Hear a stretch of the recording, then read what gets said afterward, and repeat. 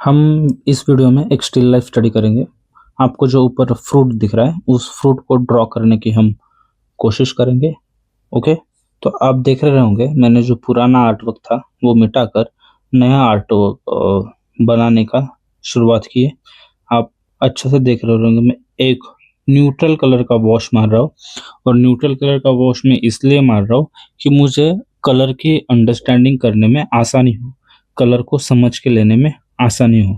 तो अभी देख रहे होंगे मैं एक शार्प एजेस डाल रहा हूँ, उस जो भी आर्ट वर्क है उसको मैं दिखाने की कोशिश कर रहा हूँ बेसिक आउटलाइन के थ्रू या बेसिक लाइन के थ्रू। ऐसा नहीं है कि जो मैं आर्ट आउटलाइन डाल रहा हूँ वो एकदम फाइनल आउटलाइन है या वो एकदम रियलिस्टिक अप्रोच कर रहे हैं हम, वैसा कुछ भी नहीं है। हम जो भी आर्ट वर्क है, जो भी हमारा रेफरेंस इमेज है, उसको सिंपल वे में सिंप्लीफाई करने की कोशिश करेंगे। क्या करेंगे?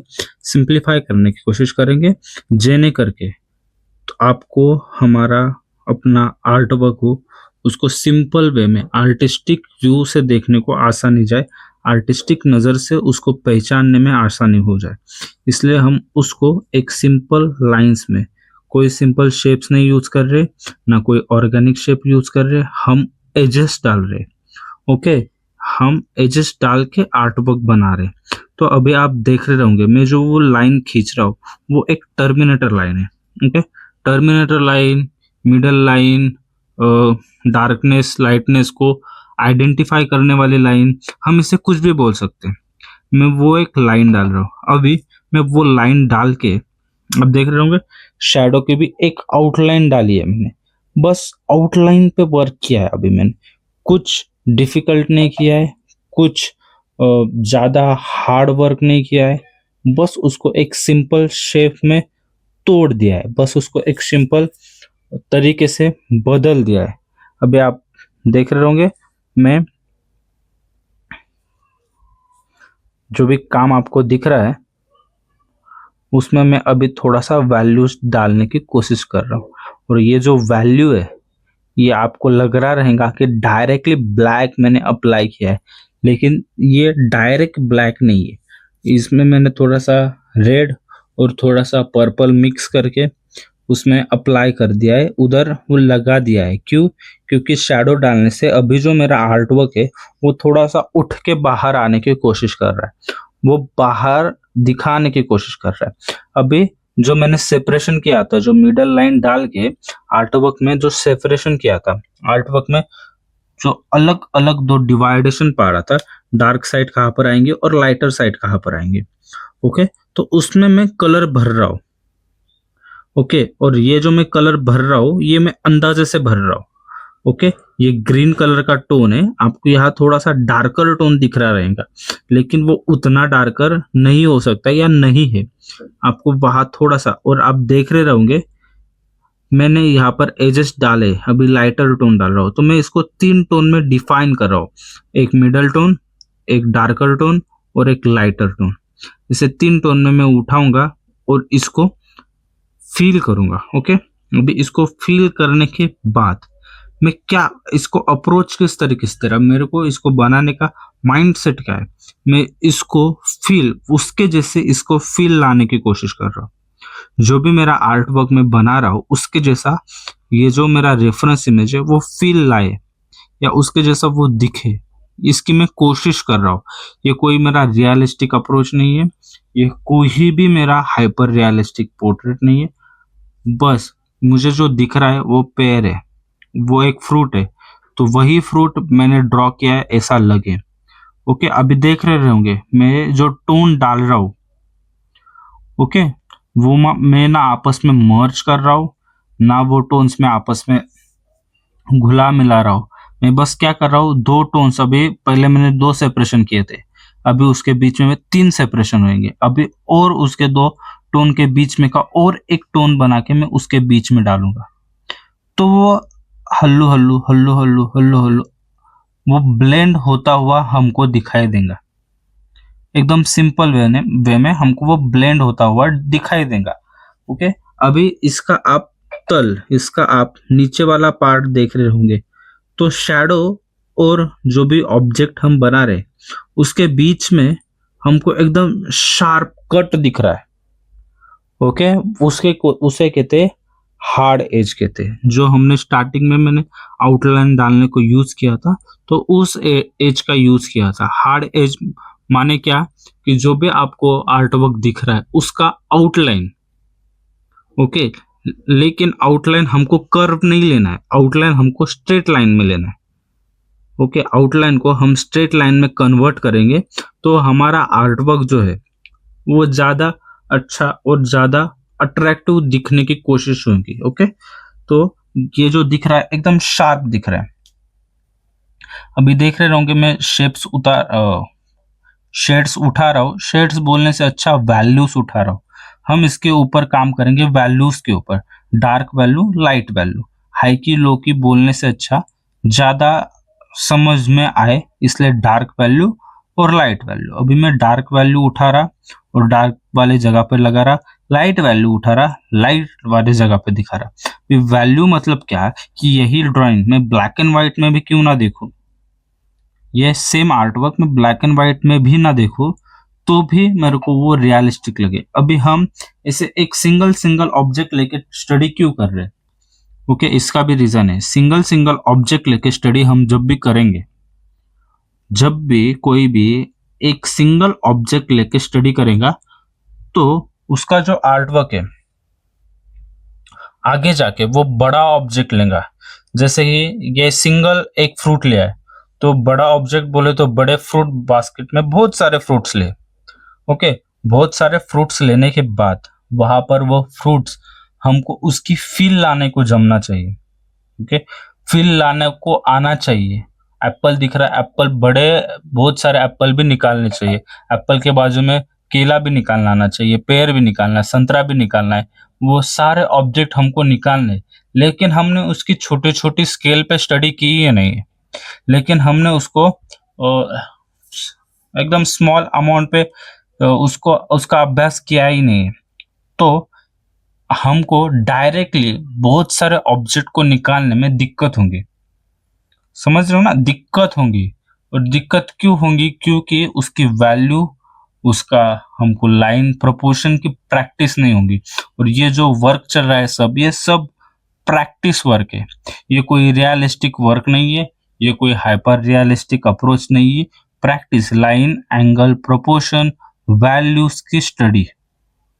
ओके, ना मैं इसमें कोई आपको ब्लेंडिंग स्किल सिखा रहा हूँ, ना मैं कोई एक्सरसाइज बता रहा हूँ, ना कुछ ना कुछ ना कुछ। आपको जो भी सिंपल ऑब्जेक्ट दिख रहा है, जो कुछ भी आपके आजू बाजू में हो, सिंपल ऑब्जेक्ट, उसको बस ड्रॉ करना है। अभी कभी भी ध्यान रखना, स्टिल लाइफ हो या लैंडस्केप हो, उसके बीच में जो मिडल लाइन आती है वो लाइन रहती है आसमान और जमीन को दिखाने वाली। एक लाइन रहती है वो लैंडस्केप में रहती है, मिडल लाइन। और दूसरी लाइन रहती है हम जहां भी हमारे स्टिल लाइफ का ऑब्जेक्ट रखते, जमीन और दीवार या जमीन और ड्रेपरी, उसके बीच में एक लाइन रहती है। वो लाइन मैंने बैकग्राउंड में ड्रॉ की, उसके ऊपर मैंने थोड़ा सा डार्कर टोन अप्लाई किया। अभी आपको देख रहा रहेगा इसमें लॉस्ट एजेस दिख रहे रहेंगे। आप देख रहे होंगे जो पैर है, पैर की आउटलाइन जो है वो थोड़ी थोड़ी बैकग्राउंड में मर्ज होते जा रही है, उसे बोलते हैं लॉस्ट एजेस। ओके, तो लॉस्ट एजेस क्या होते हैं? उससे आपका आर्टवर्क रियलिस्टिक लुक देने लगता है। जो भी चार एजेस होते हैं, lost edges, hard edges, soft edges, ऐसे चार एजेस होते हैं। वो चारों के चारों एजेस आपके आर्टवर्क में रहेंगे तो आपका आर्टवर्क रियलिस्टिक अप्रोच देगा। ओके, तो आप देख रहे होंगे मैंने जो आर्टवर्क है बैकग्राउंड में एक रैंडम सा वॉश बोल सकते हो या रैंडम सी कोई भी चीज मैंने अप्लाई कर दी, एक कलर उठाया और अप्लाई कर दिया। वो बैकग्राउंड में हम कौन सा कलर उठाते, कौन सा कलर दिखाते, वो भी ज्यादा मैटर करता है आपके आर्टवर्क को बाहर फेंकने में। अभी आप देख रहे होंगे मैं शैडो पे कुछ काम नहीं किया, क्योंकि शैडो प्रॉपर हार्ड एज में आती है। हार्ड एज मतलब पूरी शार्प शैडो है। और शैडो बदलती कैसे है? लाइट के सोर्स के हिसाब से। कभी वो डार्क हार्ड शैडो रहती है तो कभी वो सॉफ्ट शैडो में बदल जाती है। ओके, कभी वो लॉस्ट शैडो में जाते जाते गायब हो जाती है। आपने कभी देखा रहेगा, आप चलते चलते आपकी परछाई गायब हो जाती है, किसी चीज में मर्ज हो जाती है। ओके, तो that's called hard shadow. Okay, तो आप देख रहे होंगे जो मेरा पैर है वो लगभग पैर के तरह लग रहा है। ओके, जो मैंने फ्रूट बनाया है वो उस फ्रूट की तरह फीलिंग देने की कोशिश कर रहा है। ओके, मैंने इसमें एक टर्मिनेटर लाइन अप्लाई की, बेसिक आउटलाइन डाली, वो भी खुद के अंडरस्टैंडिंग, खुद को समझने के लिए। अभी मैं थोड़े से वैल्यूज ऐड कर रहा हूँ। मुझे लग रहा है नहीं, मेरा थोड़ा सा फ्लैट लग रहा है, मुझे और बाहर उभर के आना चाहिए, तो मैं थोड़ा सा डार्क टोन अप्लाई करूँ, थोड़ा सा लाइट टोन अप्लाई करूँ। आप जब भी आर्ट वर्क बना रहे तो खुद को सवाल पूछो, खुद से बातें करो कि मैं जो बना रहा वो सही है, जो ऑब्जेक्ट मुझे दिख रहा है उसके जैसा मेरा आर्ट वर्क दिख रहा है। खुद से बातें करोगे तो आपके बहुत सारे प्रॉब्लम के सॉल्यूशन आर्ट वर्क में निकल जाएंगे। अभी आर्ट वर्क में आपकी ग्रोथ हो रही है वो आपको कैसा पता चलेगा? यही एक तरीका है कि आर्ट वर्क में आपकी ग्रोथ हो रही है और आपको पता चलने का बस यही एक तरीका है। आपका जो आर्ट वर्क है वो आपने बनाया है और आपको उसमें गलतियां दिख रही है और आप उस गलतियों को सुधार भी पा रहे हो, मतलब आपका आपके आर्ट वर्क में ग्रोथ हो रहा है, आपका आपके आर्ट वर्क में डेवलपमेंट हो रहा है। यही उसका मतलब है। इसलिए आप कभी भी देखना, जो भी आप आर्ट वर्क बना रहे हो उसमें आप आपके आर्ट वर्क में डेप्थ दिखाने की कोशिश करो, कलर की जगह वैल्यूज उठाने की कोशिश करो, हर एक चीज को आप ब्लैक एंड व्हाइट में देखने की कोशिश करो, मोनोक्रोम आर्ट वर्क क्या रहता है उसको समझने की कोशिश करो, डायरेक्ट कलर अप्लाई ना करके उसको पहले मोनोक्रोम में बदलो और मोनोक्रोम में बदलने के बाद उसके ऊपर आप कलर अप्लाई करो, तो आपका जो आर्ट वर्क है वो ज्यादा रियलिस्टिक या ज्यादा बेटर लगेगा। मोनोक्रोम यूज करने से क्या होता है कि वो आपको गाइड करता है, आगे आप जो भी कलर उसके ऊपर डाल रहे उसके लिए आपको वो गाइड करता है। मोनोक्रोम एक ग्रे स्केल वैल्यू टोन के जैसा काम करता है। तो अभी आप देख रहे होंगे जो मैंने जो पेयर बनाया है उसमें थोड़ा सा हाईलाइट का कम दिख रहा है, शेप थोड़ा गड़बड़ा दिख रहा है, तो अभी मैं वो बनाऊंगा। हाईलाइट्स डालिए के हाईलाइट्स डालने के बाद अभी मैं थोड़ा सा, और मेरे को वो बरोबर नहीं लग रहा तो नीचे वाला राउंड थोड़ा सा अजीब लग रहा है, तो वो मैं बराबर करूंगा। ये हाईलाइट्स डाल रहा हूँ, और हाईलाइट्स माने आपने देखा रहेगा कि हाईलाइट्स में बच्चे लोग डायरेक्टली व्हाइट कलर का अप्लाई करते। आर्ट वर्क में आप आजू बाजू में कोई किधर भी देखो आपको डायरेक्ट ब्लैक और डायरेक्ट डायरेक्ट व्हाइट कभी भी नहीं दिखेगा। ओके, किसी चीज पर अपवाद होता है, मतलब आप ब्लैक कलर की कार देखोगे और अंधेरे में लगाओगे तो आपको ब्लैक दिखेंगे।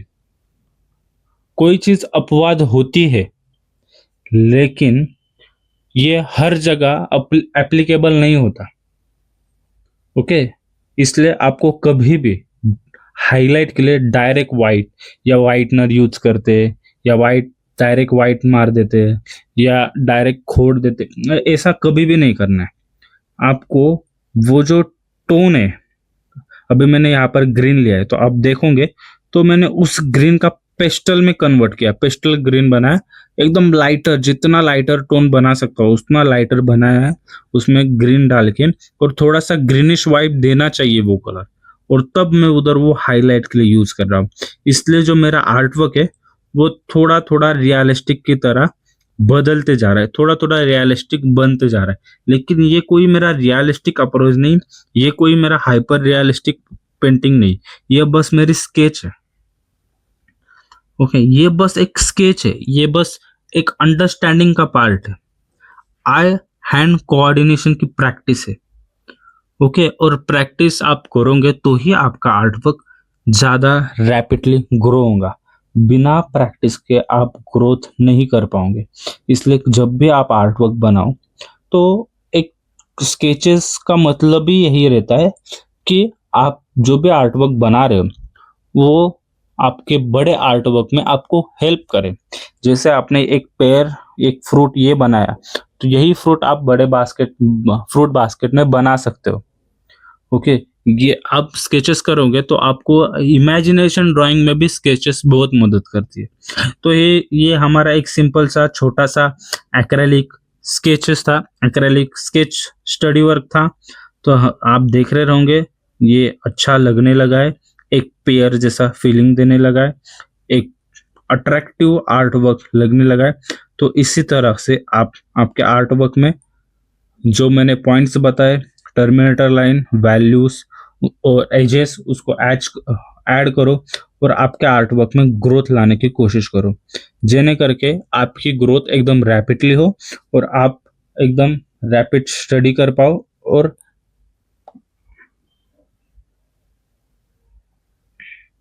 हाँ सॉरी, और आप आपके आर्ट वर्क में डेप्थ लाने की कोशिश करो। ओके,